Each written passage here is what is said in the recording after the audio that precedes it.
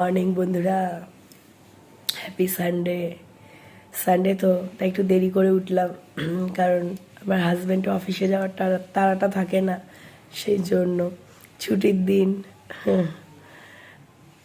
আর গোপু সোনা যখন এখানে থাকে তো তখন আমাকে তো স্নান করে পুজো দিতে হয়। এখন দেখতে 9:30 বাজে। রোজ এমনি 7টার মধ্যে উঠে যায়, টিফিন সব কিছু রেডি করতে লাগে। আমার শরীরটা খুব খারাপ ছিল, একটু ভালো আছি কালকে রাত থেকে ভগবানের কৃপায়। সেই জন্য কাশিটা কম আছে, কাশতে কাশতে আমার অবস্থা খারাপ হয়ে গেছিলো। তো এই আর কি, আমি বারবার ছাদে যাচ্ছি, রোদে দাঁড়াচ্ছি, একটু মেনটেন করছি, সর্ষের তেল মাখছি বাবা।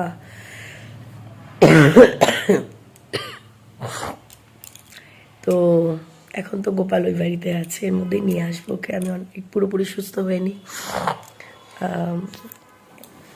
এবার যাব, রেডি হব। আজকে তো রবিবার, ওই বাড়ি যাব, একটু থাকবো। আমি আমার হাজব্যান্ড দুজনেই যাব, একটু ওখানে একটু খাওয়া দাওয়া করবো। মা রান্না বান্না করবে, তো থাকবো, কালকে চলে আসবো। ও কালকে ওখান থেকে অফিস চলে যাবে। বিছানাটা গোছাবো। মারাত্মক ঠান্ডা পড়েছে দুদিন ধরে, কারণ হবে এটা ডিসেম্বর মাসের শেষ বলতে গেলে। বিশাল ঠান্ডা পড়ছে।